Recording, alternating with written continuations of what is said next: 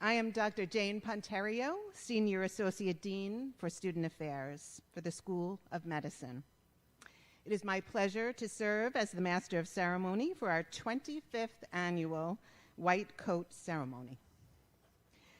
Please take a moment now to ensure that your cell phones are silenced, and please try to refrain from talking during the ceremony. Please all rise for the national anthem as performed by our recent graduates and members of the Arrhythmias, and please remain standing until after the invocation.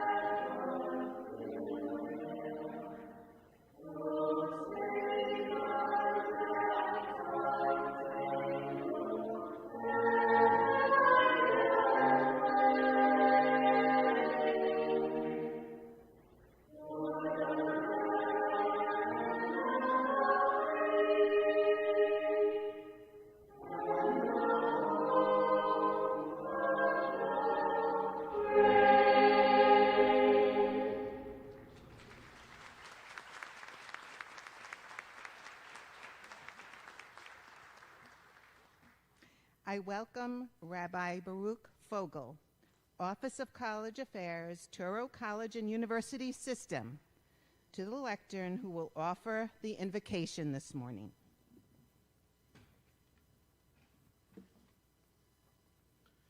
Ribon Kol HaOlamim, and Master of the world, bless all those who have assembled here today to take part in New York Medical College's White Coat Ceremony for the class of 2025. Almighty God, Rofei Chol Basaro Maflila Asos, healer of all flesh and wondrous in your acts, you have instructed and empowered humanity to cure the ill and provide comfort and aid for all of your children. We, and all who are involved in this citadel of medical education, are your agents in your divine work of healing. May your abundant blessing always be showered on those who enter the halls of this institution. Before you today, dear God, stand women and men ready to begin their education and training. They are ready to learn, they are ready to understand, and they are ready to help others. And they're ready to make the world a better place. We pray to you to grant these future healers the ability to see, hear, and care. May they learn to see every patient as the unique individual that they are. May they learn to hear the spoken and unspoken words of pain so that they can understand their patient that is in front of them.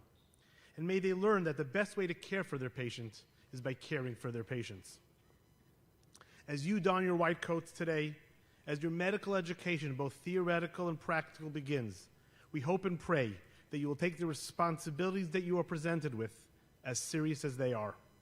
At this auspicious event, we also pray to you, dear God, that you shower your blessings upon the students and all their loved ones, parents, spouses, siblings, children, and other dear ones who have been there for support and encouragement, both financial, emotional, and maybe even technological, who have helped them reach this milestone, who have sacrificed so much that these students can persevere and succeed. And we humbly ask that you bless the administration, faculty, and staff of New York Medical College and the Touro College and University System, dedicated men and women who strive to impart knowledge, achieve excellence, and lead by example. Grant them the wisdom, resolve, and fortitude to continue their noble mission of educating the next generation of caregivers. Touro College, as a core mission, was created to serve, strengthen, and improve your world, dear God. Your world which so sorely needs each and every one of us to work together as a community, society, and a people. Dear God, we ask for your continued divine guidance so that we, together, can achieve that great potential. Amen.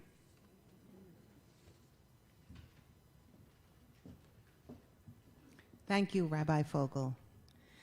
I will ask that all guests keep their masks on, fully covering your nose and mouth.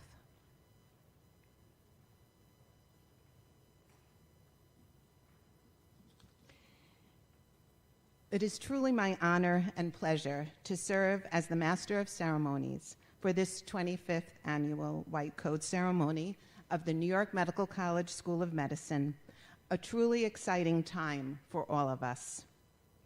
On behalf of Dr. Edward Halpern, Chancellor and CEO of New York Medical College, Dr. Jerry Nadler, Dean of the School of Medicine, all the administration, senior associate deans, House advisory deans, department chairs, faculty, alumni association, marshals, and staff here today, and all of those working in the hospital who couldn't be here today, I want to welcome all of you, the wonderful class of 2025, and your families to this wonderful White Coat Ceremony.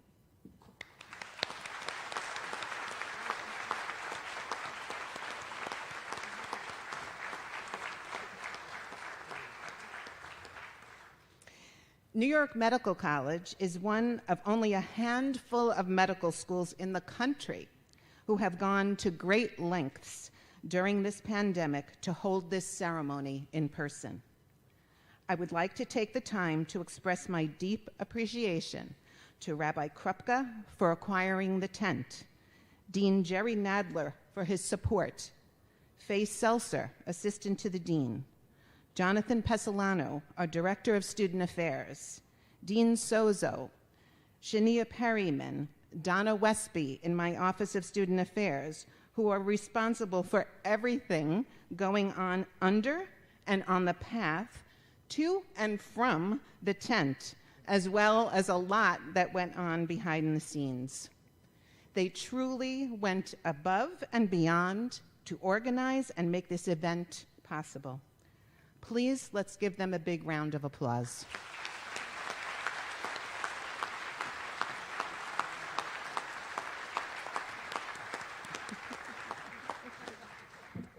Please, everybody sit down.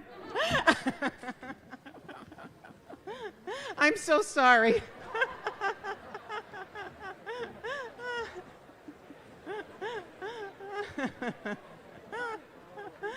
I forgot to put that in my notes. Thank you so much. Take a moment to relax.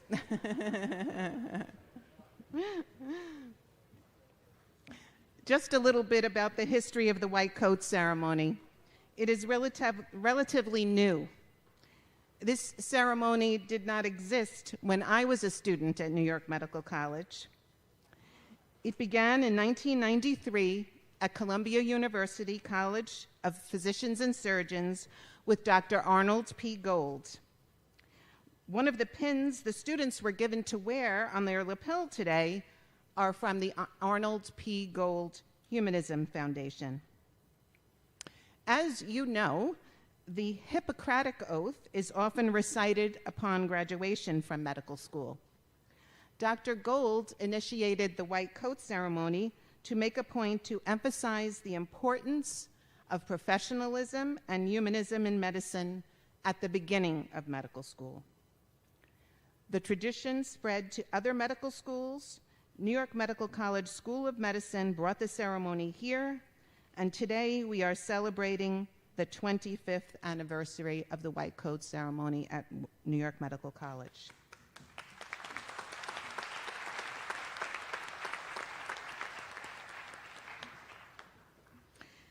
For the families of the students, the support you have provided thus far and will continue far into the future, I'm sure, is incredibly important.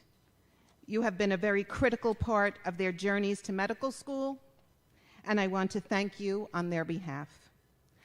Class of 2025, please join me in acknowledging the support of these wonderful people.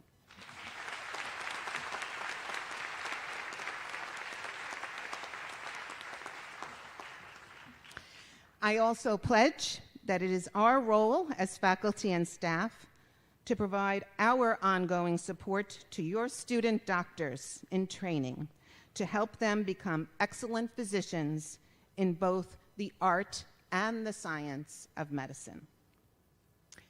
For the students, this ceremony should remind you, as we don our white coats, we always remember why we chose to be physicians in the first place, and that taking care of patients is our job description, and it's what is expected of us every day moving forward. The white coat is a symbol of your welcome into the profession, your commitment to your future patients, and the value of the human side of medicine.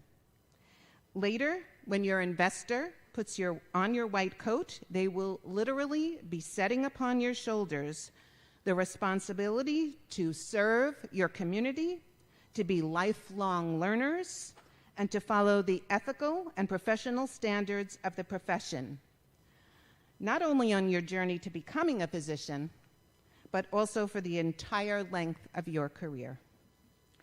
This white coat should not be seen as a weight, but rather as a privilege to withhold and uphold. It is a symbol of the commitment to the ideals of compassionate, equitable, scientifically sound, and culturally humble care you have collectively written about in your oath, and that you will recite later in the presence of your family and faculty. So it is our sincere hope and expectation that from this day forward, each and every time you don your white coat, during both times of strong challenges and great joy, you will stay loyal to the pledge you will take today. I would now like to introduce Dr. Renee Garrick, Professor of Clinical Medicine, Executive Medical Director, and Vice Dean for the Westchester Medical Center, to deliver her remarks. Dr. Garrick.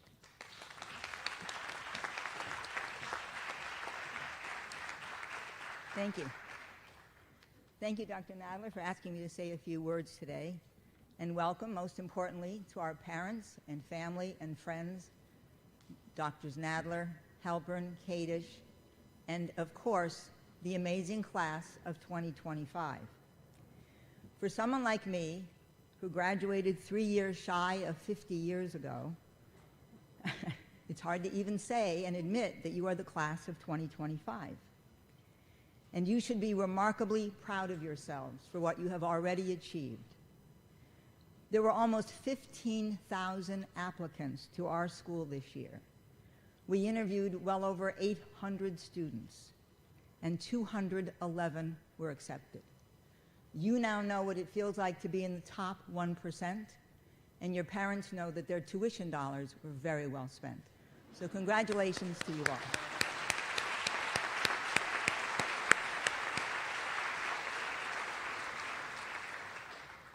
You are a remarkably diverse group. You come from 15 different states, 9 different countries, and 98 different undergraduate schools. You have graduate degrees in biology, biochemistry, political science, and engineering, and over 25% of you have already earned master's degrees. The youngest member of your class was born in the year 2000. So now we finally have a true millennial among us. And you might know that the cell phone photo phone was invented in the year 2000. And your parents and you will be very happy for that as you take your selfies and videos of yourselves today to record the memories of how proud we all are of you today. And you are joining a remarkably diverse group of faculty. There are over 2,600 professors, clinicians, and scientists who will help engage in your education. These individuals are on the cutting edge of scientific research. For example, members of our faculty have pioneered the ability to create highly specialized cells to help cure childhood cancers, and have developed new ways to use bone marrow transplantation to cure sickle cell disease. Other faculty are using cutting-edge technology to identify and salvage brain tissues real-time during the stroke, and thereby prevent life-changing damage. In November of this past year, during the height of the second wave of the COVID pandemic, the clinicians who will help to train you placed a pregnant woman on full life support, utilizing a technique known as extracorporeal membrane oxygenation, nicknamed ECMO for short, which takes over the entire function of the heart and the lungs. The physicians were able to deliver her baby and rescue the mother. After her long and unbelievably complex illness, in May of 2021, on Mother's Day, she met her baby. Yes, the science of medicine is truly spellbinding. When I was a young student sitting in your seat, I honestly had no idea what it meant to be a doctor. I probably figured that if I studied really hard and learned everything that my professors tried to teach me, that I would be a good doctor. As I thought about my remarks today, what I really wanted to share with you was that to be a good doctor is really to understand the deep fabric of our craft. And that fabric is the relationship between ourselves and our patients. When you sit next to a patient, and notice, I said when you sit next to a patient, not when you stand by the door talking to them from afar, not when you sit typing on your computer, maybe with your back to them, but when you sit next to a patient, they will share with you their deep fears and their secrets, and they will trust you to hopefully help them, maybe even cure them, but certainly to make them feel better. That relationship, that bond, is something extraordinarily special. And make no mistake about it, these are not our customers. They are not here to buy a pair of shoes or a car. They're here to trust you to help them. Remember that the faculty of New York Medical College understand that learning the art of communication, the art of healing and compassion, is as important as learning the scientific language of medicine. Please know that we are here to help you develop that skill as well, so that each time you approach a patient, you will remind yourself that what you are sharing with them may change their life forever. Their experiences, their culture, their background, their life consequences are likely very different from your own. Think of that before you speak. Consider how you would like to hear the message that you're about to share. Remember that, believe it or not, someday being a doctor will become very routine for you. But those stories and those messages will never be routine for our patients. Patients may quickly forget the science of what you are sharing with them, but they will never forget how you made them feel when you were sharing that message. And remember, too, that you will be viewed as the team leader, but it actually takes a whole slew of people to help take care of our patients. Scientists, clinicians, administrators, nurses, therapists, social workers, dietitians, advanced practitioners, psychologists. Each one of these people are highly trained professionals, and you will be turned to as the critical clinical lead, and it will be your job, my job, and the job of our fellow faculty to be sure that everyone in that room is treated with respect and with consideration for the highly trained professionals that they are. Remember, too, that you have to take care of yourselves. This is a very complicated career, and you will have many, many challenges. It'll be hard sometimes to limit the calls to take your time away from your family, your children, your spouse, and your parents. But please remember that you need to take care of yourself and achieve that life balance to be a complete physician. So in closing, as you embark on your medical career, every once in a while, stop and think about why you did this. and what an enormous privilege it is to be a physician. While some might talk about helping others, every day of your life, you will actually do that. We're enormously proud of you, and we wish you great success as you look within yourselves to help those around you. Thank you so much, and congratulations.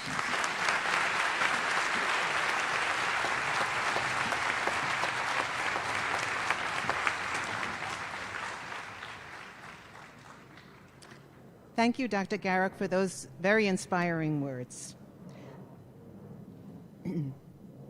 I am pleased to introduce Raj Kumar Pamal, School of Medicine, Class of 2023, who is President of the Student Senate and will now address the Class of 2025.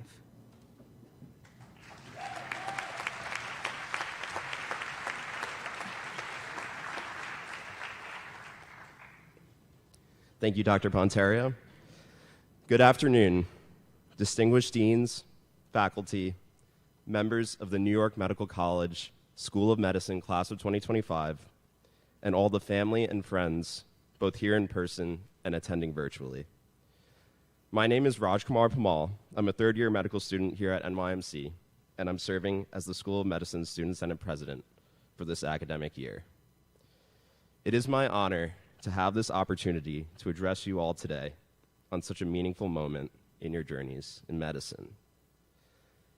Back in 2019, when I was an M1, I was fortunate to attend the AAMC Learn, Serve, Lead conference in Phoenix, Arizona, along with my fellow classmates who were presenting some of NYMC's unique facets, the resiliency curriculum and humans of NYMC. The resiliency curriculum is a student-led initiative to combat medical student burnout and create a culture of openness around mental health and emotional well-being. Humans of NYMC focuses on the power of human connection through sharing the stories of our peers. During one of the conference poster sessions, an interested observer came up to speak with us. It turns out this individual was Dr. Sandra Gold, co-founder of the Arnold P. Gold Foundation, which instituted the white coat ceremony while we're here today, as a way to highlight the importance of humanism in medicine at the outset of students' medical education. As we spoke with Dr. Gold, what I remember most vividly was the importance she placed on listening to our stories. What were our childhoods like? Why did we decide to pursue medicine? What brought us here together?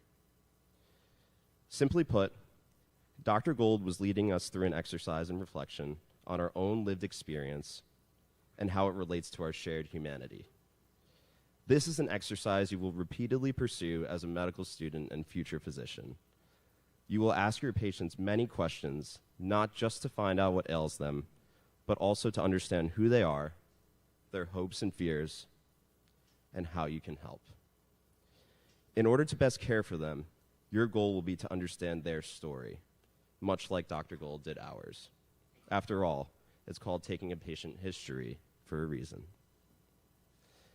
In a 2014 article published in the Journal of Academic Medicine titled Attitudes and Habits of Highly Humanistic Physicians, Dr. Carol Chow and others describe habits that physicians believe help sustain their humanistic attitudes. We've already discussed two habits they mention: connecting with patients and self-reflection. And now I'd like to talk about a third: balance. To some of you, balance will mean loading up on caffeine so you can alternate binge watching your favorite Netflix shows with binge watching your anatomy lectures. But in all seriousness, establishing a balance between your studies and activities that promote your well-being is one of the most challenging parts of medical school. A good way to do this is following your passions and hobbies outside of the classroom, whether that be advocacy or research or cooking or running. Doing the things you love will keep you rejuvenated and ready to learn. And of course, carve out time to keep in touch with your family. They are thinking of you and rooting for you more than you know. Maya Angelou once eloquently stated, "I've learned that people will forget what you said, people will forget what you did, but people will never forget how you made them feel." This sentiment is one that we should all carry throughout our encounters in medical school and beyond, not just with our patients, but also with our classmates and colleagues. The challenges and stressors of being a medical student are unique, continual, and evolving. Sometimes there's nothing more helpful and uplifting during medical school than a brief check-in from a classmate, that minute you stop outside of the library to inquire about how someone is doing, the text of encouragement you receive from an upperclassman mentor, or the occasional night that you opt for trivia at Captain Lawrence with friends instead of studying. As you don your white coats today, know that you are surrounded by a welcoming, enthusiastic community of fellow students and faculty, eager to contribute to and admire your future success. Enjoy every moment. Remember what brought you here. Stay balanced and put people first. Congratulations, School of Medicine Class of 2025, on this tremendous accomplishment, and best of luck for all that is to come. Thank you.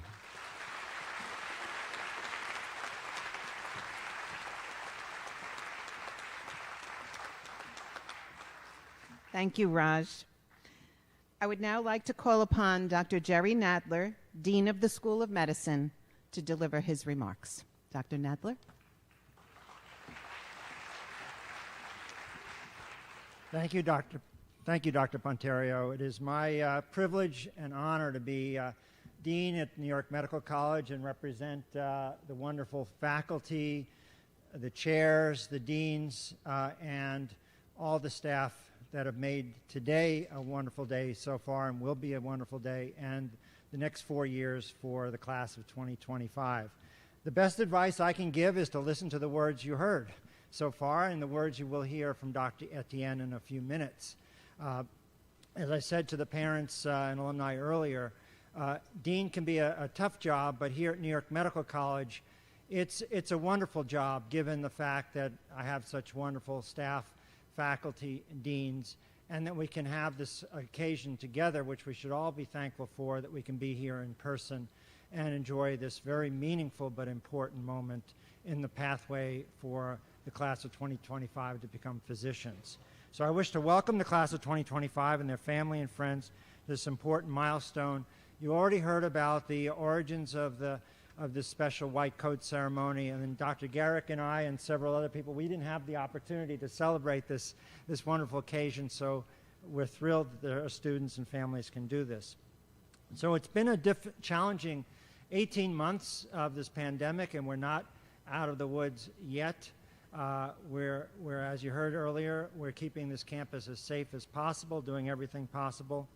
And I know the thoughts and prayers go out to our family members, friends, others that have lost their lives in this pandemic. And I do want to, a moment for thoughts for those people that have lost their lives, and may we always remember them, and also that their names and memories always be for a blessing. So please take a moment to think about all the people that have lost their lives in this pandemic as we celebrate this occasion.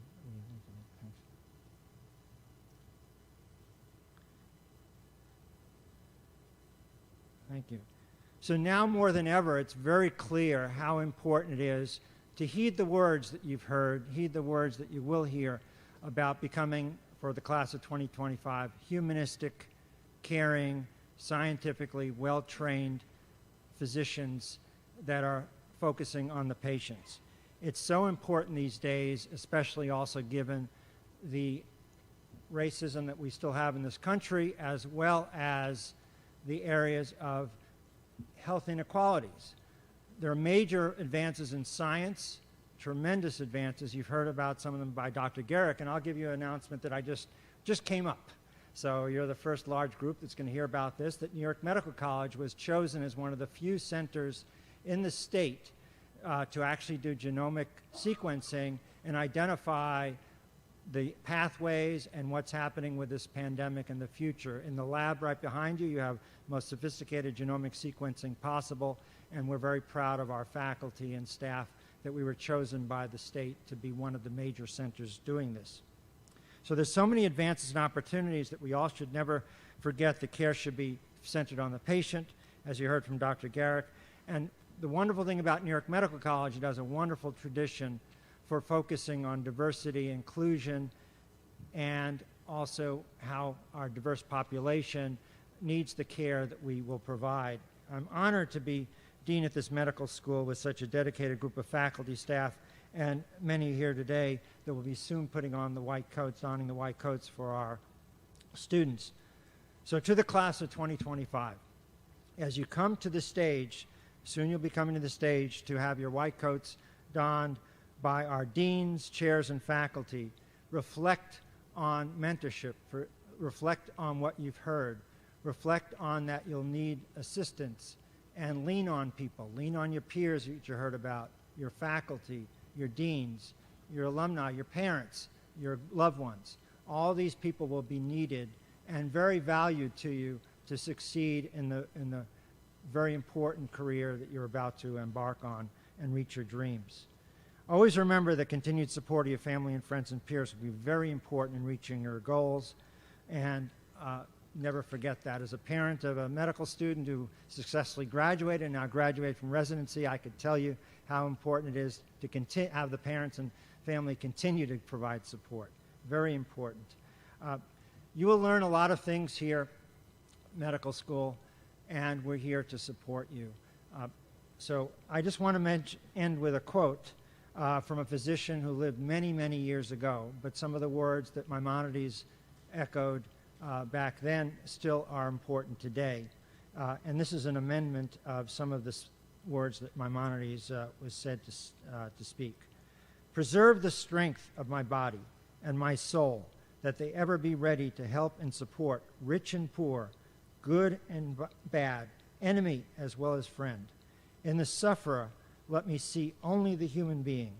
Illumine my mind that it recognizes what presents itself and that it may comprehend what is absent or hidden. These words, ancient words, apply today, and Dr. Garrick in her comments echoed many of these same comments.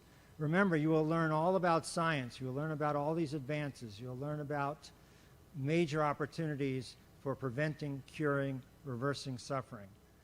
But taking care of patients is the most important, is why we become physicians, and never forget that. So may you and your loved ones remain healthy during this difficult time. May you all become true healers during your time here at New York Medical College and beyond. I wish you true fulfillment in all your dreams, and we're thrilled to have you all here for the class of 2025. Congratulations.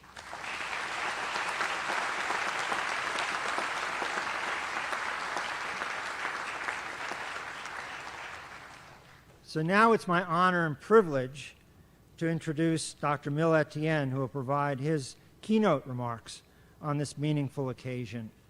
Some of you met Dr. Etienne earlier, and I'll take this moment to tell you a little about Dr. Etienne. Hopefully you won't get hurt, but so many things to say, but I'll keep it brief. Dr. Etienne is a New York Medical College graduate of 2002, as we have several graduates here behind the stage. He holds the title of Professor of Neurology and Medicine, Associate Dean of Student Affairs, and most recently was given the honor by Dr. Halpern of being Vice Chancellor for Diversity and Inclusion for entire New York Medical College. This past April, Dr. Etienne was awarded a very special honor, the Leonard Toe Humanism Award in Medicine, by our chapter of the Arnold Gold Humanism Foundation. Dr. Etienne is a major advocate in medicine and has been a leader in New York Medical College Task Force for anti-racism and anti-bias in medicine curriculum. He has also advocated advances in our curriculum to help our students understand and address healthcare disparities, which I spoke about earlier in the United States. To recognize Mil's major contributions and advocacy, he was awarded a very special honor just last month. He was given the inaugural Champion of Change Award by Cranes in New York. Please join me in welcoming Dr. Etienne to the podium to give his remarks.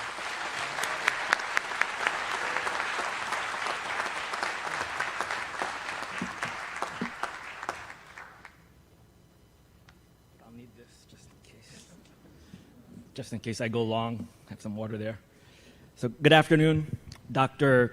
Kadish, Dr. Halpern, Rabbi Krupka, Dr. Nadler, deans, faculty, family, partners, friends, and most importantly, the newest members of the NYMC community, the New York Medical College School of Medicine, class of 2025.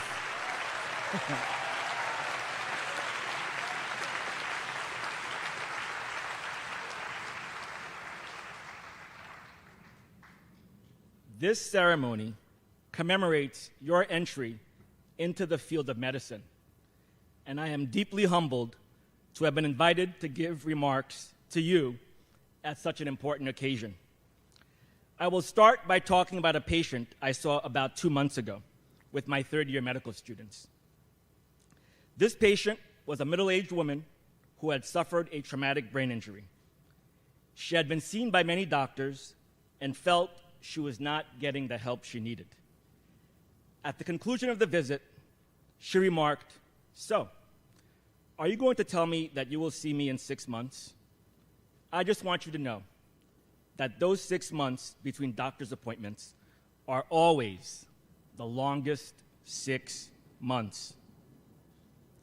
I reassured her that I would see her in a few weeks and then met with the students to go over the comments she made about the longest 6 months and what that means for us as clinicians. So what is it that happens when we tell a patient to follow up in 3 months, 6 months, or a year? I recall going to see an ophthalmologist in 2017, and at the end of the evaluation, he told me to follow up in 5 years. I suppose that was a good sign that I could wait 5 years to return, but at the same time, I wondered about the many things that could go wrong with my eyes during that time. So to go back to our patient, what happens in 6 months? And questions to consider. You will have given them a treatment plan.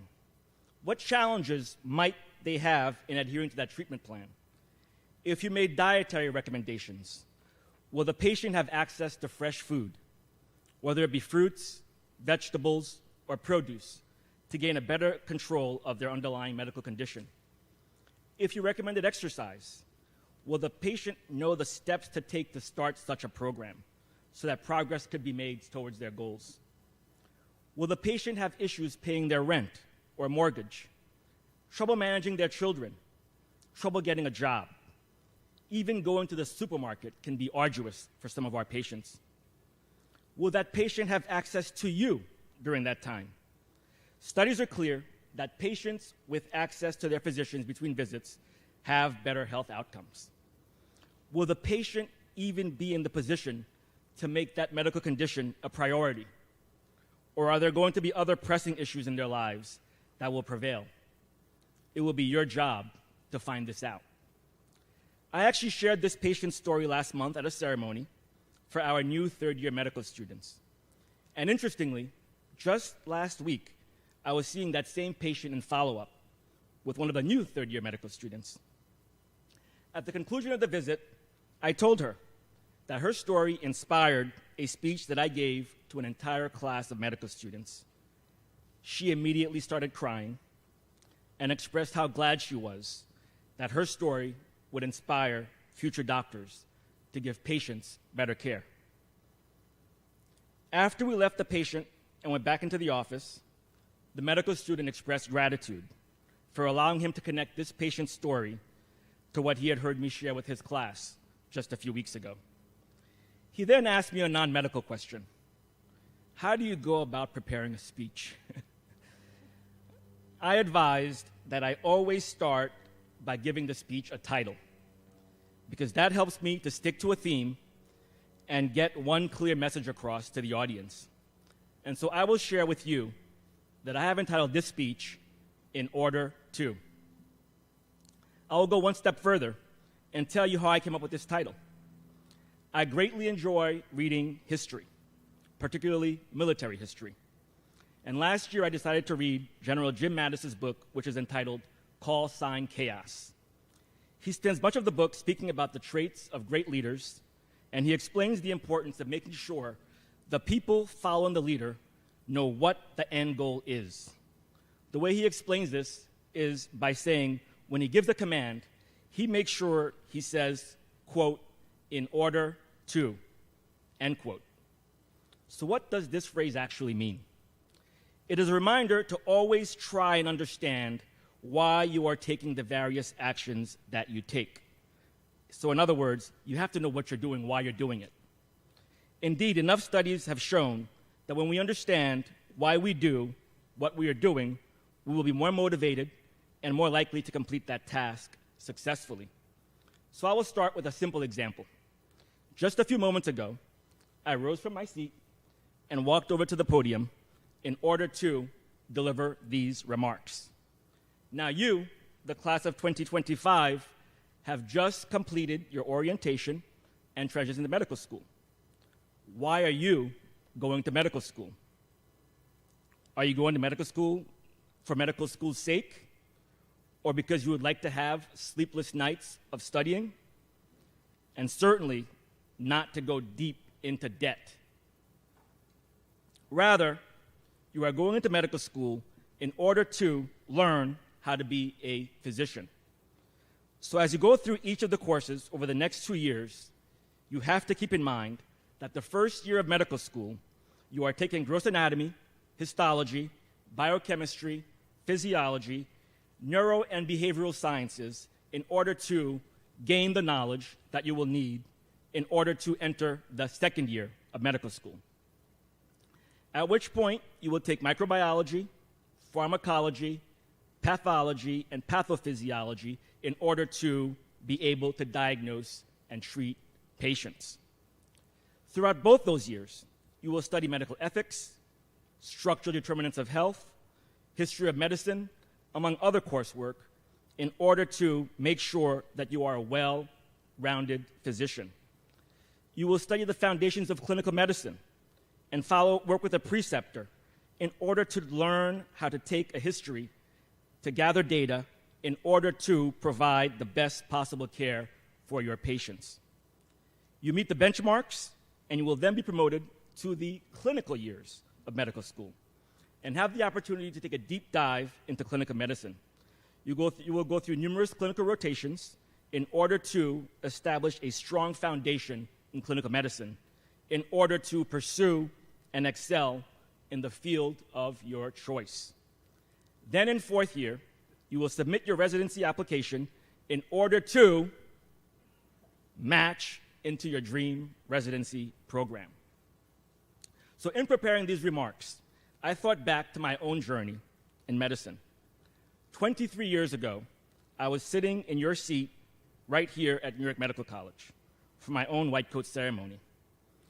I was not yet a US citizen at that time. My family and I had come here as refugees in the 1980s, fleeing the bloody regime of Baby Doc Duvalier in Haiti.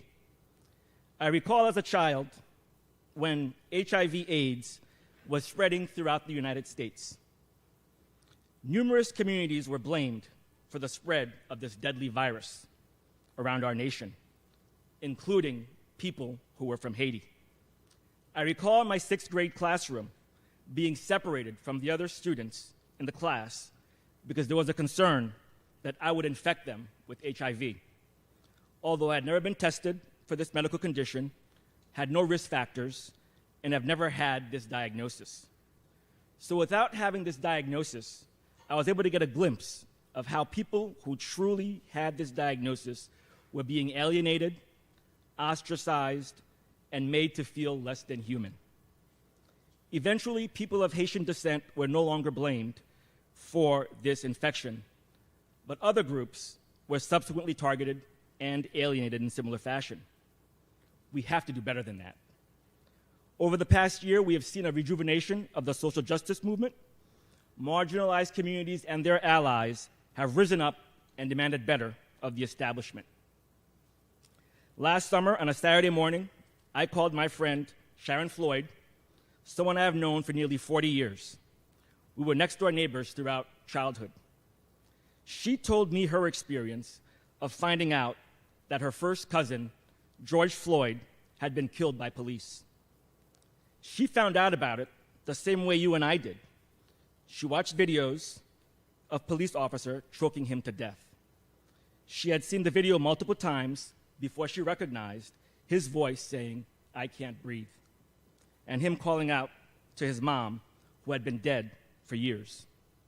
We can do better.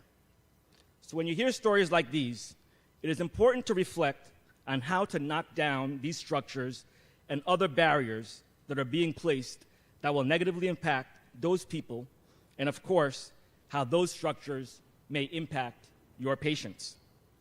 You can also reflect on your own position of privilege and whether or not you are perpetuating these inequities. Will you allow yourselves to be a bit less comfortable so others can appreciate some comfort, even if for a brief moment? So as you prepare to don these white coats for the first time today, I encourage you to reflect on what it means to wear these white coats. As you put on these white coats, you will be making a commitment to your patients and to humanity, to carry yourself with the utmost professionalism at all times. In order to provide exceptional care to patients, you have to do more than learn the basic sciences. I did my residency training at Columbia University, which is where the white coat ceremony, where the white coat ceremony for medical students originated. While there, I also had the opportunity to work with Dr. Arnold P. Gold, co-founder of the Gold Humanism Honor Society, and recall how he cared for his patients and interacted with the residents and medical students, always stressing humanism. So how do you do this? I like to keep it basic. As you go through these years, you make sure you take the time to eat healthy, exercise, and communicate with your family. Thank your family and others who played a role in getting you this far. These same people will be instrumental in getting you through medical school. You can thank them now by giving them a round of applause.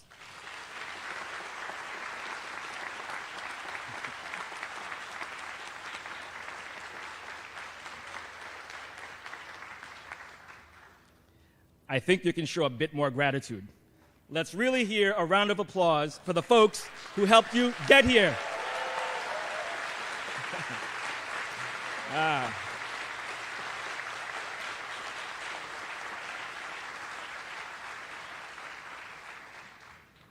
Much better. That's how you show gratitude. Additionally, make sure you do the things that you have always enjoyed, whether it be reading, cooking, listening to music. You should be able to identify something you really enjoy. That something should be something aside from studying. I know how much you all love studying, and you might find it fun, but you gotta have something else. And when I say reading, we're talking about reading a novel, not reading medical textbooks and medical journals. Last thing I will mention is to explore this vibrant NYMC and the surrounding community. You inevitably may find new activities that you enjoy, and you will make new friends. You are not a piece from a jigsaw puzzle. You likely fit in many different places. Doing this will help broaden your world view so you can provide better care for patients. You do these enjoyable activities in order to stay true to yourself, recharge, maintain a good mental health, which will all set you up to have a great deal of resilience, allowing you to excel during your years here at New York Medical College. Your resilience cannot be denied, as you will be taking your medical student oath today on August 1st, 2021, in the midst of a deadly pandemic. As you go through medical school, always remember that you are in training in order to take care of fellow human beings. And human beings, patients, are vulnerable. When a patient enters the hospital, they're often being dropped off, and no matter how benign the condition, there's always the possibility that they may not make it out of the hospital alive. Think back throughout your life when you were dropped off at a daycare, at your elementary school, at a sleepaway camp, at college. If you're having trouble with these examples, think back to last week when you were dropped off at medical school. What emotions did you experience? Well, being dropped off in a hospital is an entirely different level of experience. Being dropped off in all these situations, you may miss your loved ones. You will have to get used to staying in a different environment. You may have to get used to a roommate or multiple roommates, get used to eating different foods. But on top of all that, when you are dropped off in the hospital is the thought that you might also die. So my message to you, the members of the class of 2025, is to study the basic sciences like your life depends on it. Because one day, someone's life will depend on the knowledge that you will gain throughout your time in medical school. Every second, every minute, every hour, and day that you spend studying over the next few years is because our patients, your future patients, are worth it. Always remember that your studying is not so much for a test score, but rather it is in order to better be prepared to care for those patients. Every year, I have the privilege of working with the first-year medical students in preparing their oath for the white coat ceremony. It was not lost on me that your class, in preparing your oath, had a focus on lifelong learning, social justice, and treating each patient as an individual. You were unwavering in your commitment to express these ideals in your oath. For that, I will say you are ahead of the curve. In our discussions, you've already expressed understanding that each diagnosis impacts each individual patient very differently. It made me think back to some of the diagnoses I made this week, particularly the diagnoses that we call benign, but have rather severe consequences for some of our patients. Likewise, there are many patients I have taken care of with inoperable tumors and other terminal diagnoses without clear pharmacologic, radiation, or surgical treatment. These are the times that your compassion, your humanism, your humor can bring healing to the bedside. Healing the human spirit is deeply gratifying. These patients need you too. We as clinicians have the privilege of being able to help our patients process information. It is important to take the time to tell the patient that you will not abandon them no matter what. There is so much more you can do for this patient. These are the times that you can dig deep inside and bring true healing to the bedside. And don't you forget it. The time that you give to these patients is priceless.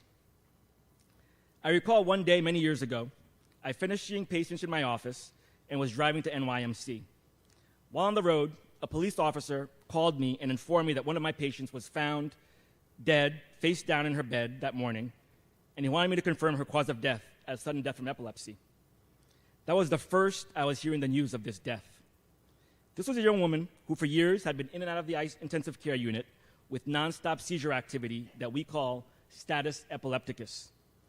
I took over her care, and she was now seizure-free for a year and a half, and so it was shocking to hear that she had died this morning. When I called to speak to the mom, it was pure heartbreak. She said for years she was prepared for her daughter to die from the epilepsy, but not now, because she had become seizure-free. She had started nursing school, and her life was moving in a whole new direction. Just a couple months before, they had dropped off a card in my office indicating I was her guardian angel for helping give her a new life. So yes, you can do everything right and still have a bad outcome. This story is also a reminder that when we are taking care of a patient, we often form bonds with the patients and their families in their most vulnerable times. Likewise, as you go through medical school, you will form rather strong bonds with your classmates as you gradually transform into full-fledged physicians. You look to your left. I know you've done this before. You look to your left. I don't see anybody looking to the left. Left is that way. Okay. You're gonna. Very important. The directions are very important when you go through med school. Look to your left. Okay, good. Look to your right. All of you will become physicians. But the truly great physicians will be those who regularly reflect on their performance and benefit from continuous self-examination. You have all been battle-tested, you have braved the storm, and you're still standing. And I know you're all going to hit the ground running as you enter your first year of medical school. You've got this. I'm rooting for you, and I look forward to hearing all your great triumphs in the years to come. I am thrilled to welcome you, the members of the class of 2025, into our profession. Wear your white coat with pride, and never forget that we don these white coats in order to honor our sacred vocation and privilege in caring for patients. Thank you once again for having me as your speaker for this wonderful occasion.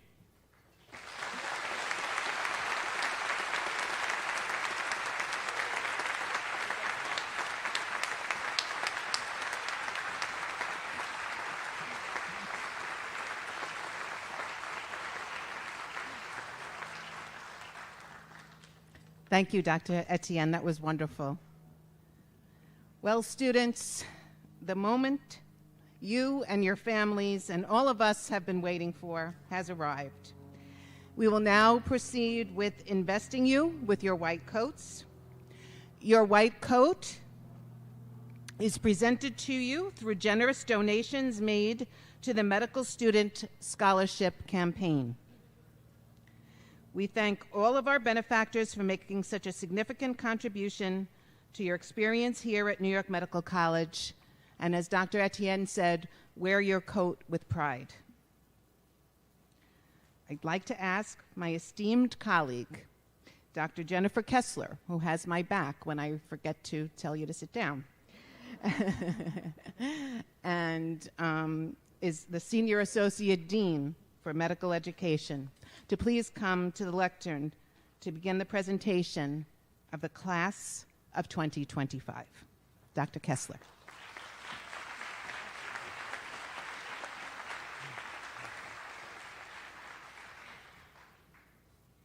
Good afternoon, everybody. The white coats will be invested today by distinguished deans and faculty.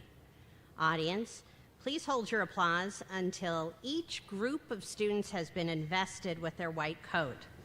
Investors, please take your places on the stage as I call your names. Dr. Alejandro, Dr. Caparelli, Dr. Cherugi, Dr. Pesolano, and Dr. Racklin.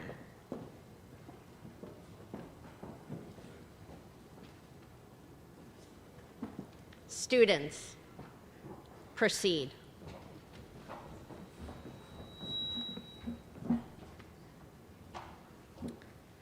Mawardi Abdul Kudir.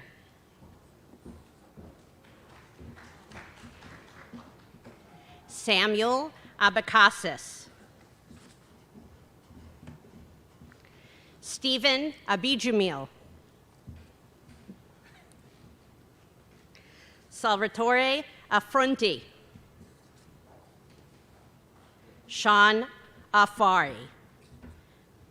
Doctors, please invest your students.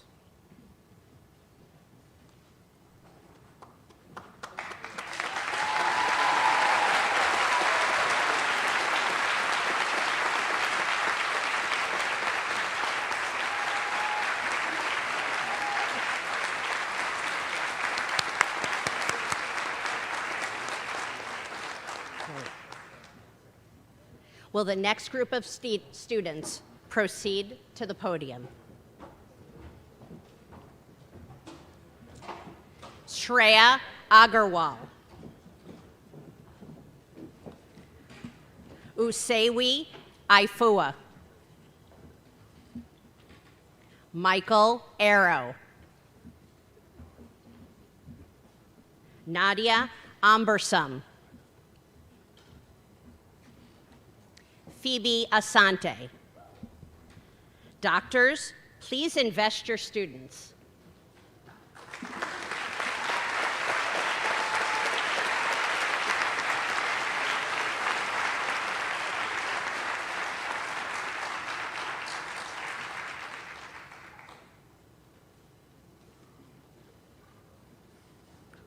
Will the next group of students please proceed to the podium?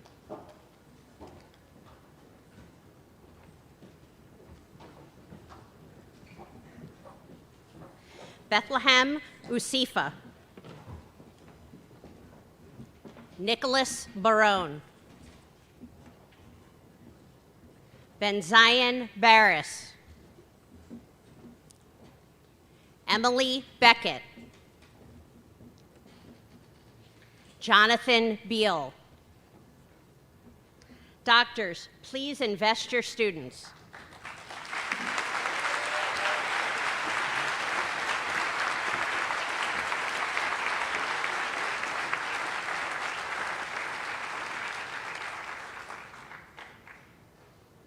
Will the next group of students please proceed to the podium? Brittany Bieneman, Tony Bonner, Angelique Boyer, Paige Brabant, Matthew Brandenburg. Doctors, please invest your students.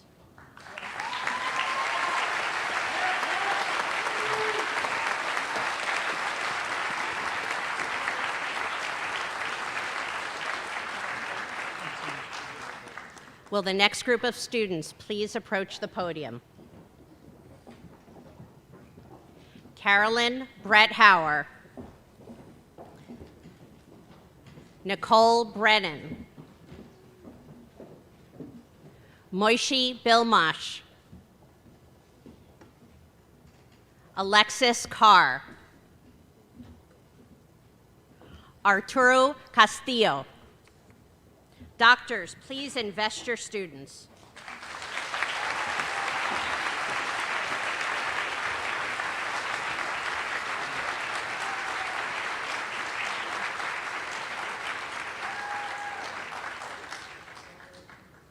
Will the next group of students proceed to the podium? John Catalano, Isabel Cho, Stephen Cherney, Suni Chi, Udib Chowdhury. Doctors, please invest your students.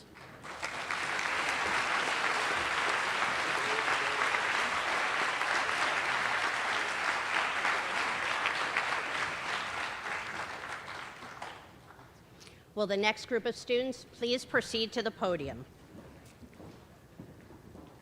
Michael Cisneros, Francesco Chufo, David Callett, Kaibo Chui, Allegra DeLandry. Doctors, please invest your students.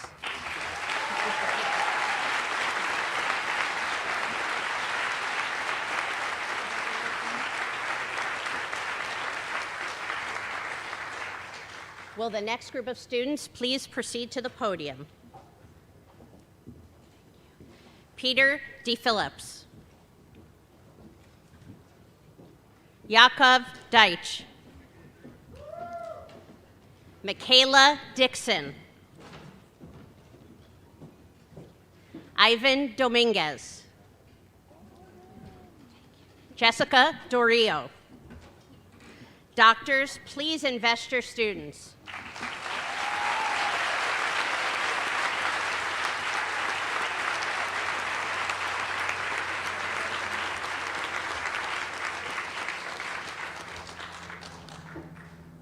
Will the next group of students please proceed to the podium?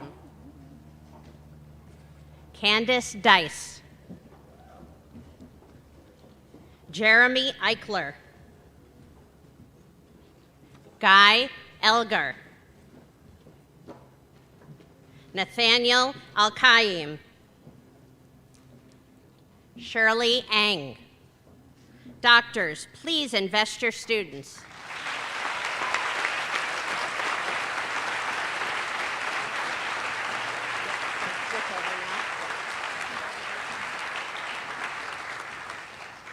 Thank you, students.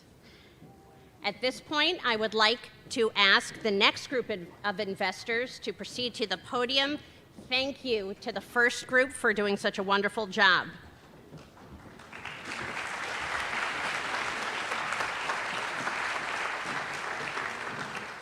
Will the next group of investors please join me on the stage? Dr. Daniel Zelazny, Dr. Frederick Bierman, Dr. Richard McCarrick, Dr. Gary Stallings, and Dr. Ray Witt.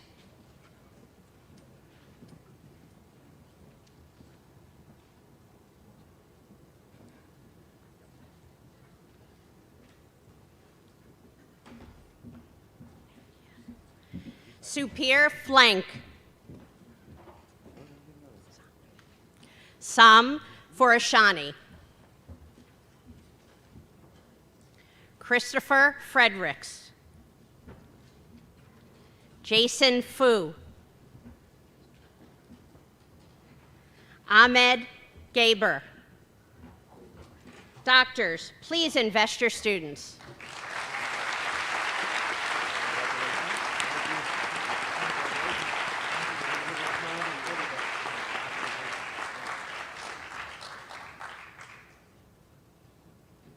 Will the next group of students please proceed to the podium?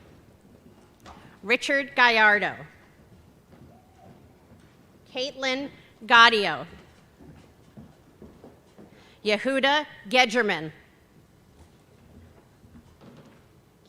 Armin Jarami, Federico Girardi. Doctors, please invest your students.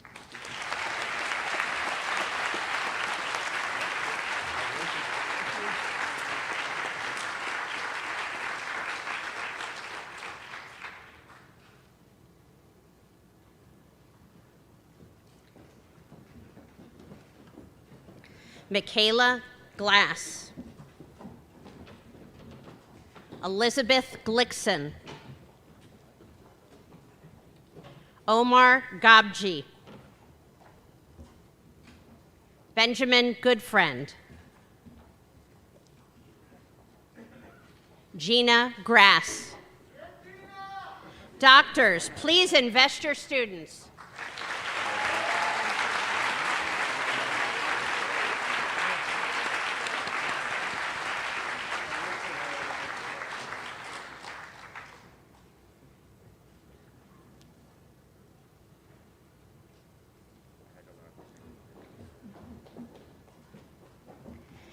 Kaylee Greenberg,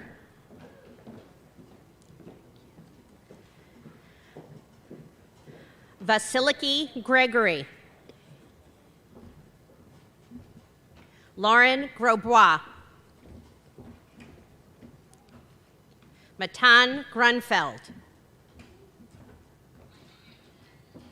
Harry Haran. Doctors, please invest your students.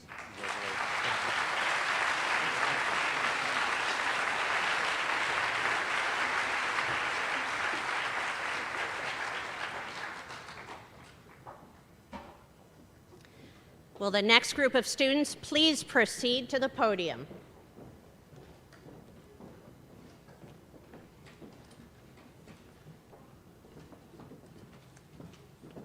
Kathleen Harwood,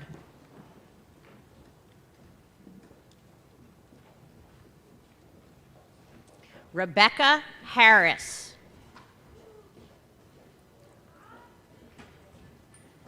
Alexander Haratunian, Inbar Hazan, Alexandra Hebard.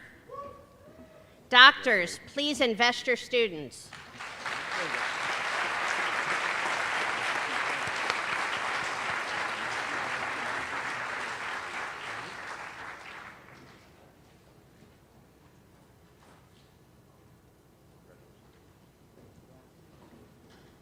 Thank you. The next group of students will proceed to the podium. John Herrick, Meyer Herzog, Rahim Hirani, Rashid Hossein Woodley. Vivian Alonzo. Doctors, please invest your students.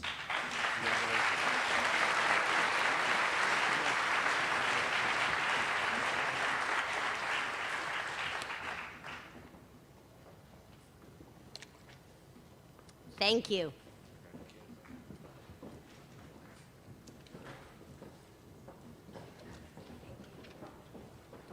Aruba Iqbal.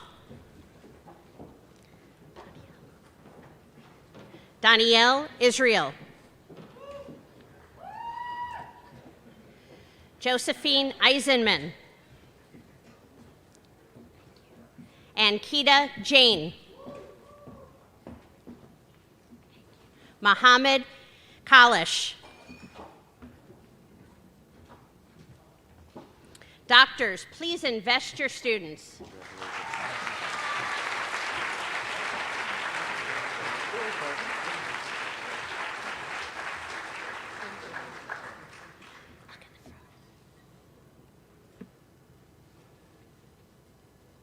Congratulations. Tamima Karnelfogel. Avraham Karp. Miriam Katz. Maria Kauslaiskaya. Alina Khan. Doctors, please invest your students.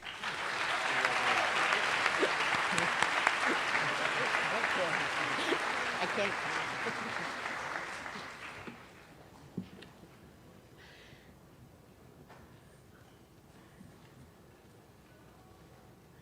Thank you.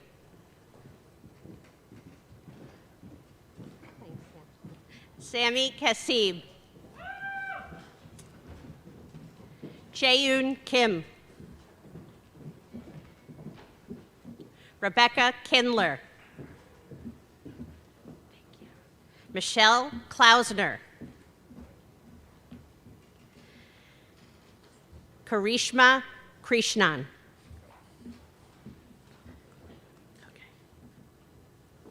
Doctors, please invest your students.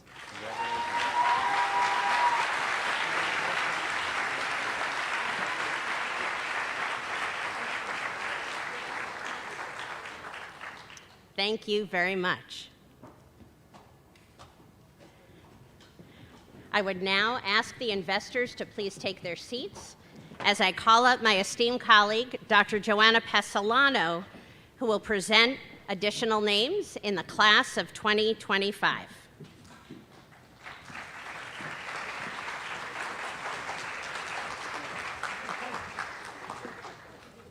Thank you, Dr. Kessler. Students, it is a pleasure to be here today to read your names. If I am unfamiliar with your name and make an error, please forgive me. You can correct me later. I want to learn who you are, and that begins with saying your name properly. So now, I would like to introduce our next set of investors. We are asking Dr. Stallings and Dr. Witt to return to the front of the stage. Also, Dr. Islam, Dr. Sharugi, and Dr. Gandhi.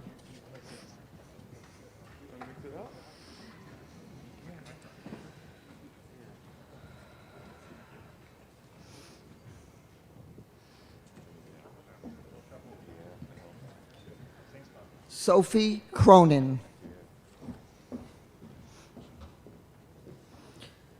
Yosef Kuseve. Alexander Lebowski. Alexander Ludinsky. Joshua Lee. Doctors, please invest your students.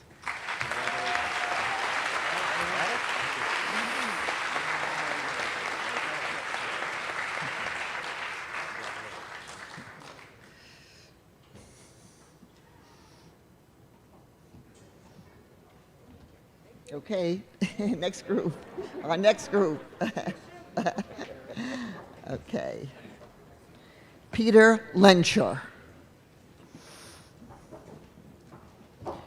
Jasmine Levine. Yisrael Levy. Joshua Lewis. Tanner Lewis.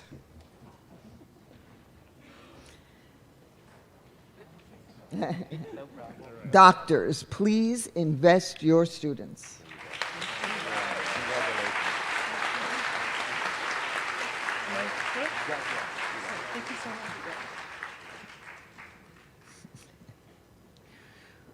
Our next group, Michelle Lee. Gianni Liang. Tammy Liu.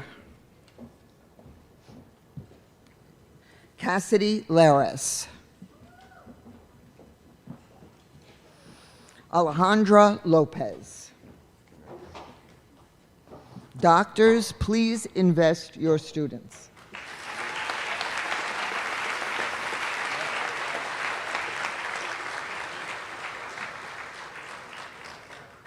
Excellent.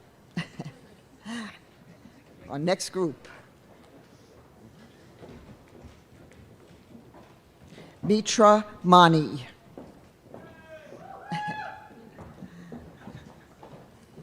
Christopher Marcantonis. Jessica McQuaid. Adriana Mesa.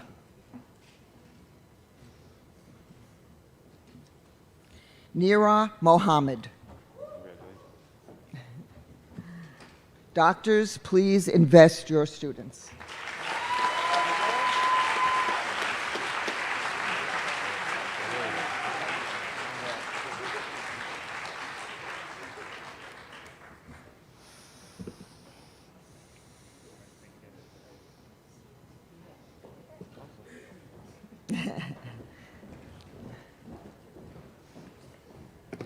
Nicholas Moy.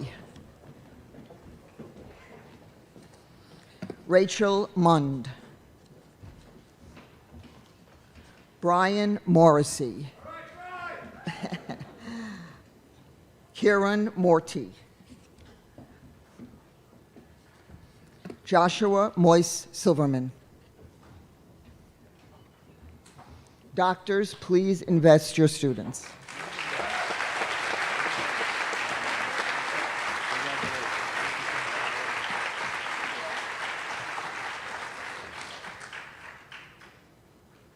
Next group. Denora Marota. Caleb Naruzi.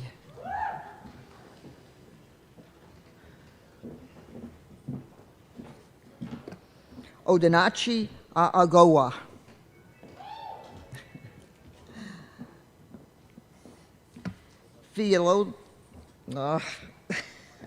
Fianfolua Olagosho. Almost. Noah Orlean. Doctors, please invest your students.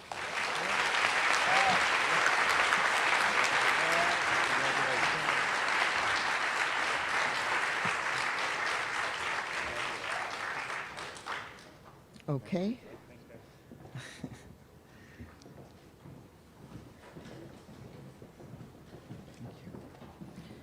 Talia Ostrow.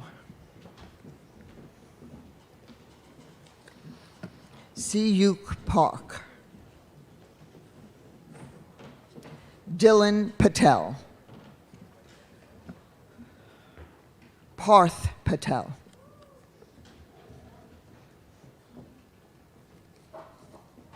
Dennis Paul. Doctors, please invest your students.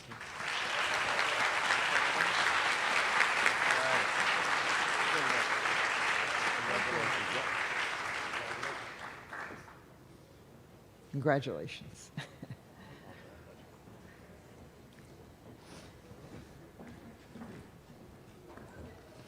Cindy Peraza.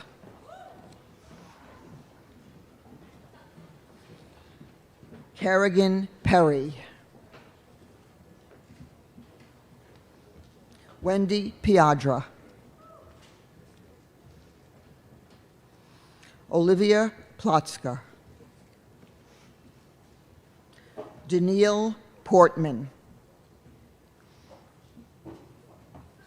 Doctors, please invest your students.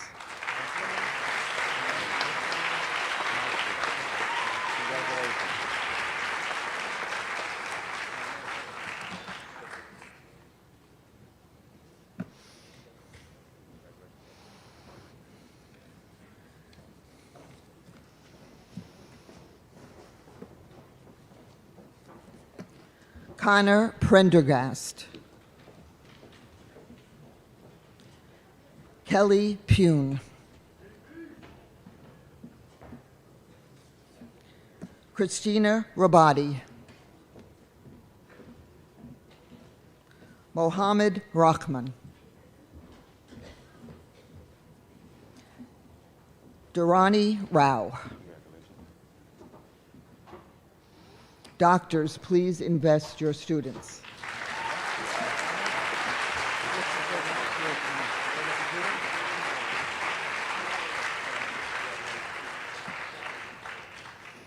Very good. And now we will have a new set of investors who will include Dr. Stallings, who will remain standing, Dr. Zelazny, Dr. Tawari, Dr. Susan Racklin, and Dr. Renee Garrig.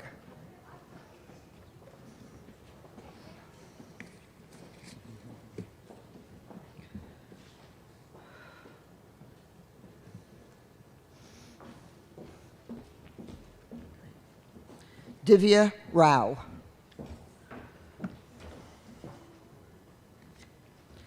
Daoud Rashid. Victoria Robbins. Jonathan Rockoff.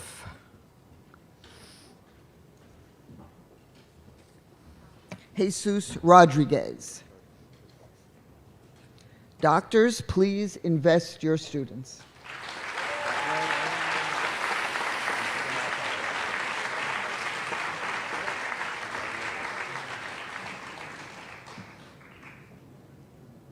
Congratulations.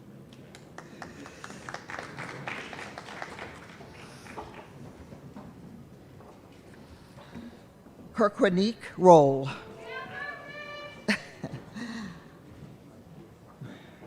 Luis Romero Padilla. Sarah Rubin. Kira Reinhold. Jared Sachs. Doctors, please invest your students.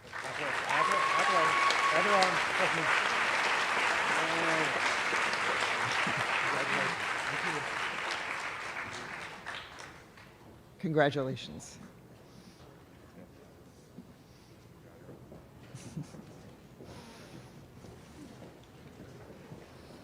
Ariel Saknovitz.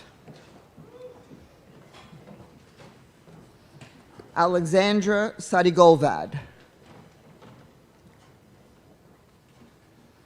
Angelika Sarabakian. Shmuel Shushitsky. And Susanna Sati. Doctors, please invest your students.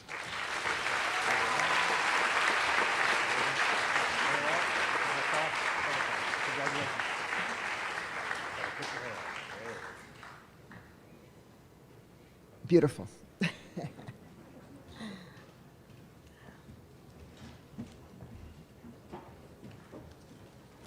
Nathan Shanzer.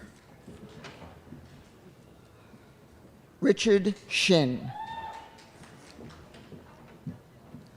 Catherine Solari.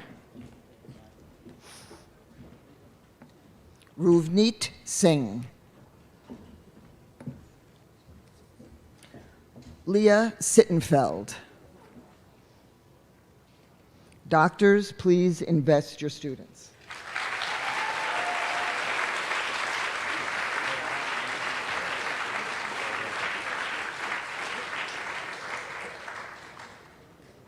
Excellent.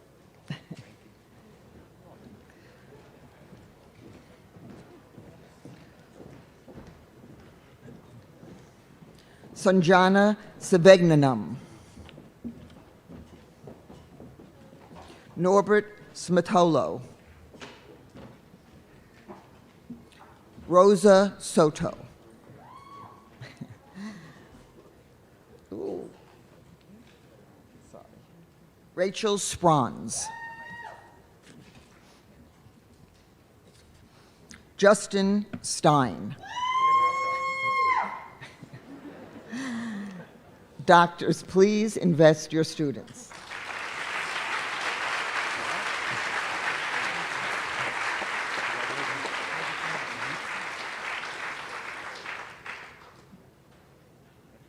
Next group.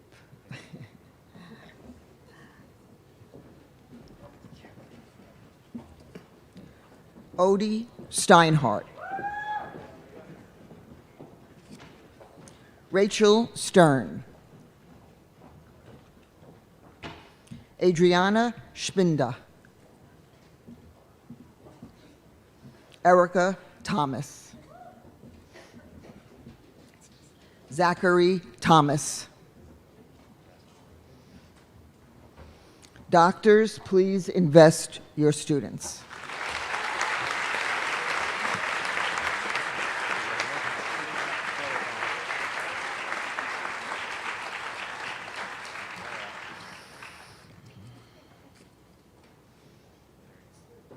Yeah. Okay, we're all set. Hold on. We're going.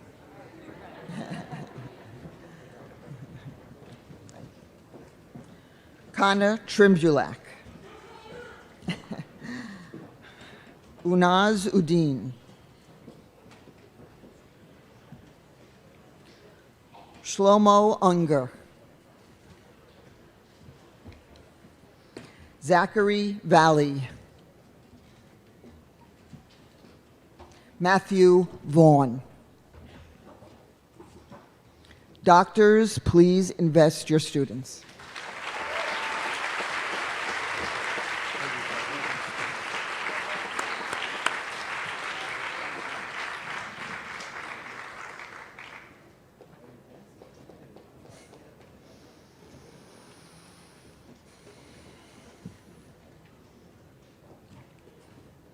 Michael Vasquez. Kristen Abud Vincente. Mariana Villalobos Ortiz. Jacob Voss. And Richard Wiang. Doctors, please invest your students.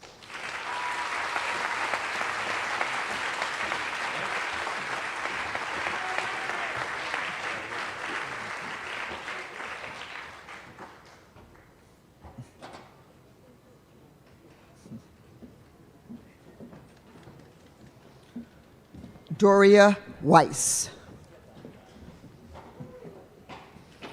Chien Yao. Michelle Yu. Gavin Yuan. Emily Zhang. Doctors, please invest your students.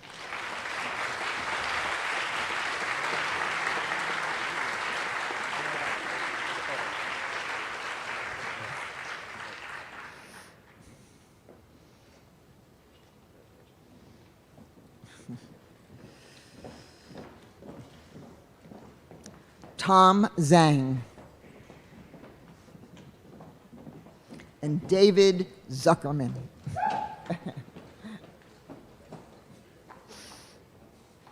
Doctors, please invest your students.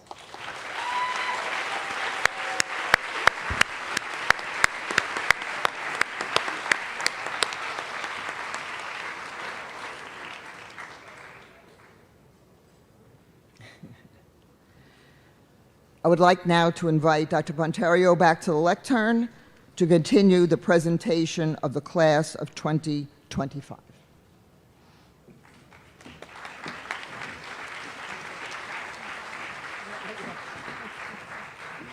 Thank you, investors.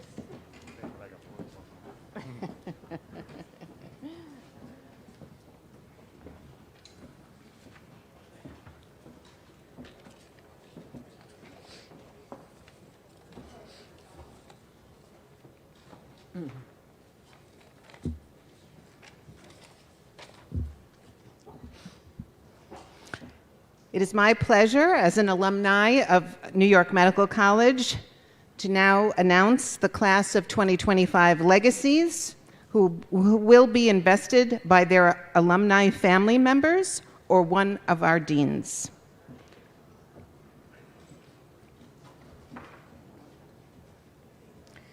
Caleb Beers.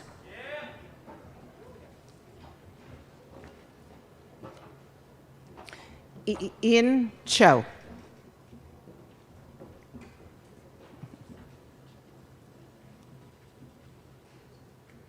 Liam Cotter.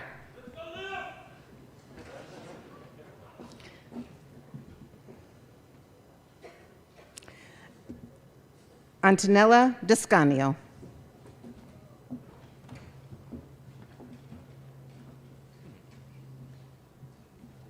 Wait 1 second. Doctors, please invest your student.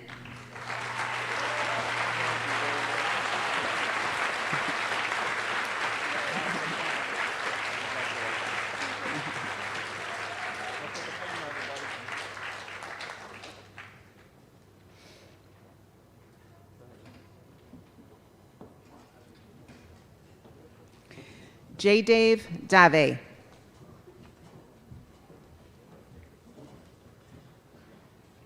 Alyssa Drexler.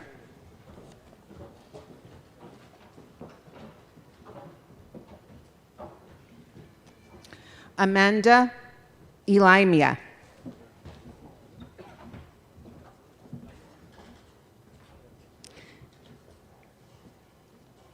Kaylin Feingold.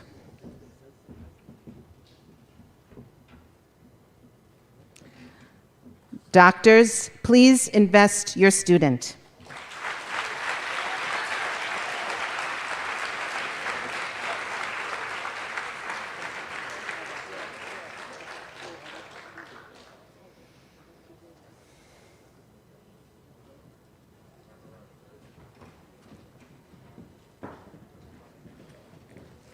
Harry Fruchtman.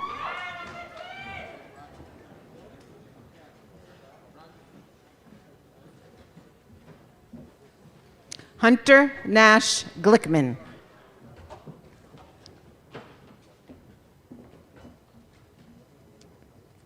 Michael Guo.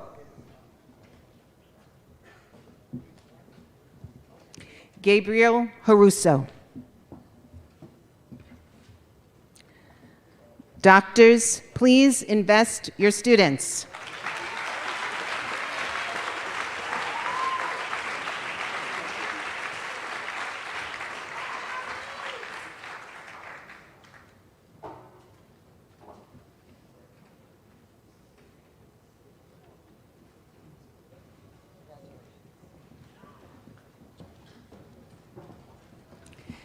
Benjamin Henreid.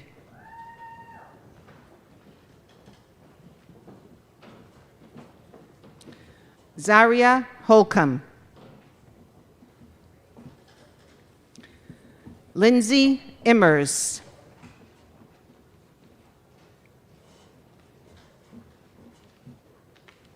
Julia Khan.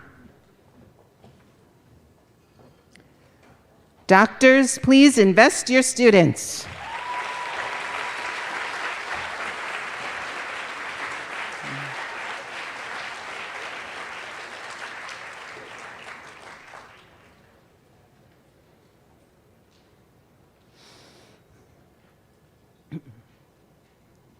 Okay, thank you.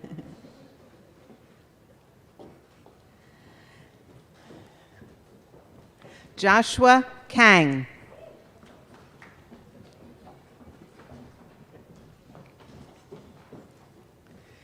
Timothy Kloufis. Madeline McElrath.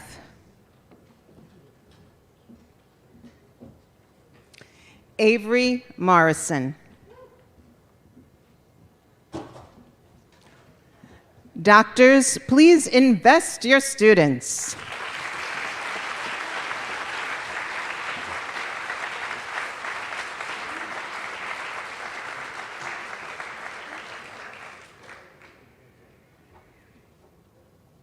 Okay, thank you.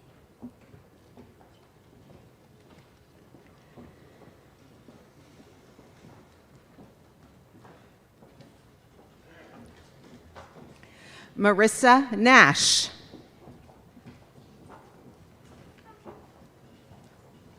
Megan Patton. Cara Petrucci.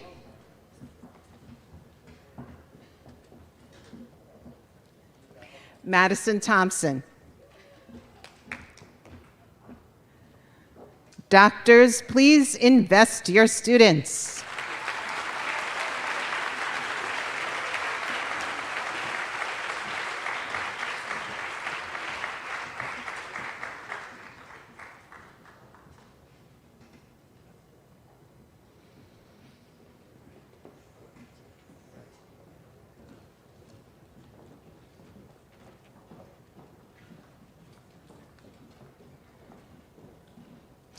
Melanie Vasallo. Ariadne Zias. Doctors, please invest your students.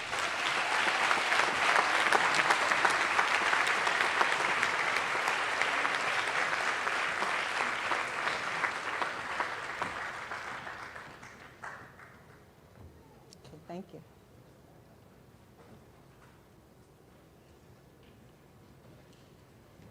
Please join me in congratulating the members of the class of 2025. Woo!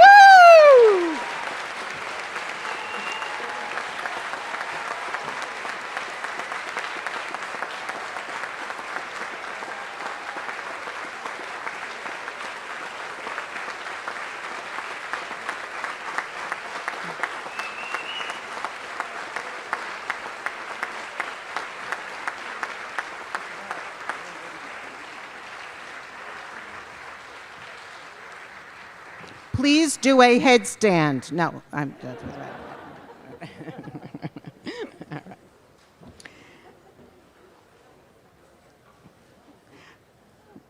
As is our tradition at New York Medical College, I will now ask Dr. Mil Etienne to lead the class of 2025 in reciting their medical student oath.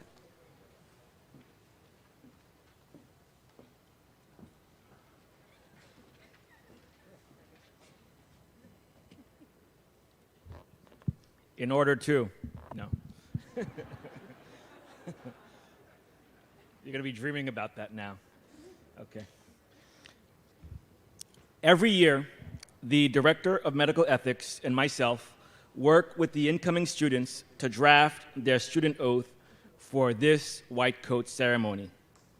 We always give the students the option of using one of the past oaths. However, each year, the students have consistently expressed that they prefer to create their own oath so that it is easier to hold themselves and their classmates accountable to living up to the tenets of the oath. This year, Professor Lila Kajidin and myself met with the students who volunteered to be on the oath committee for this class. We met with them this past Monday after the conclusion of a full day of orientation.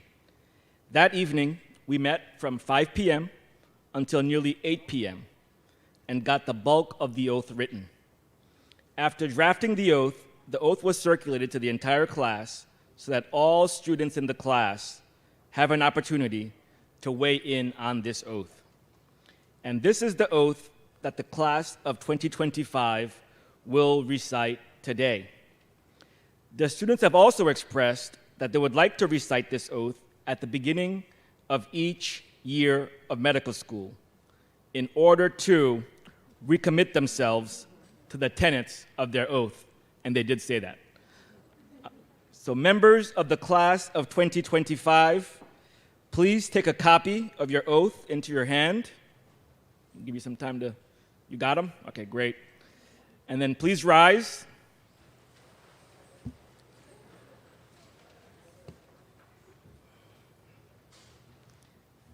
And repeat after me. I stand here today as a member of the New York Medical College class of 2025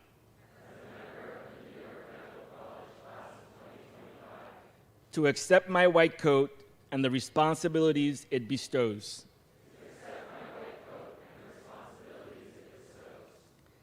I recognize the privilege conferred to me through this profession and commit to advocating for my patients and humanity in accordance with the highest moral standards.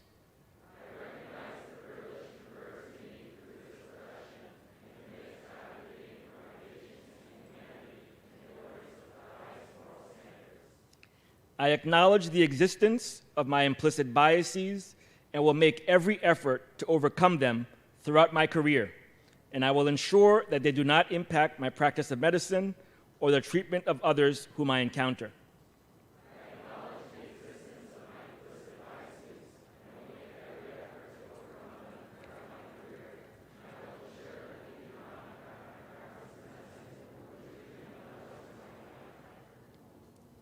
I pledge to be mindful of the structural challenges faced by my patients.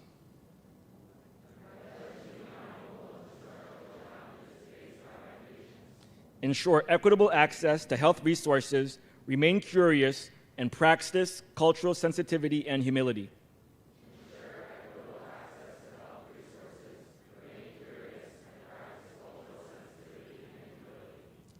I pledge to uphold the fundamental principles of ethically sound conduct throughout my medical training while holding fellow students to an equally high standard.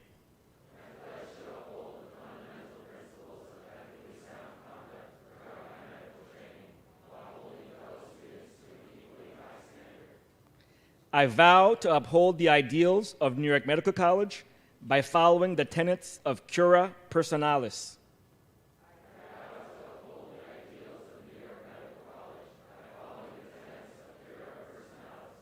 That each patient should be provided an individualized and holistic form of care that takes into consideration their humanity.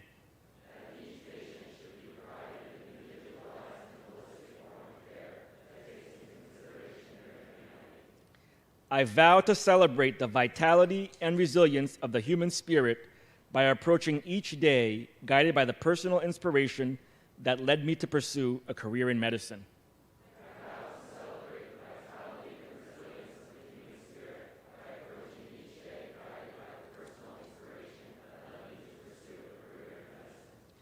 I promise to maintain academic integrity while supporting and encouraging my peers throughout our educational endeavors.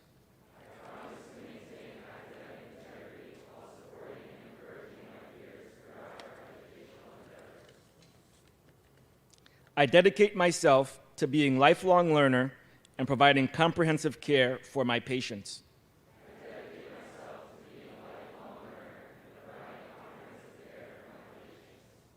I am committed to becoming a compassionate, humble, and attentive physician who embodies the art of healing.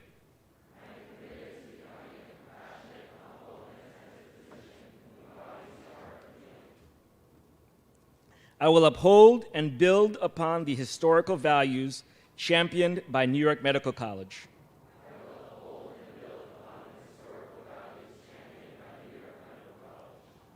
With immense gratitude,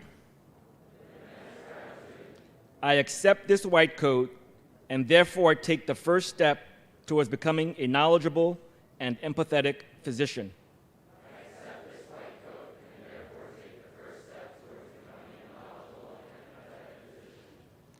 Congratulations, class of 2025.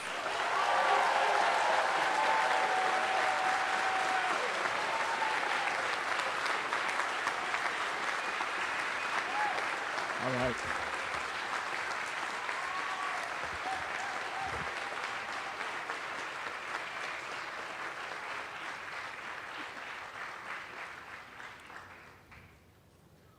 You may be seated. Dr. Ponterio, the dais is yours. Parents, guests, and students, the white coat ceremony has concluded. Please remain at your seats until the stage party and the class of 2025 have completed the recessional. Once again, congratulations to the class and the families of the class of 2025.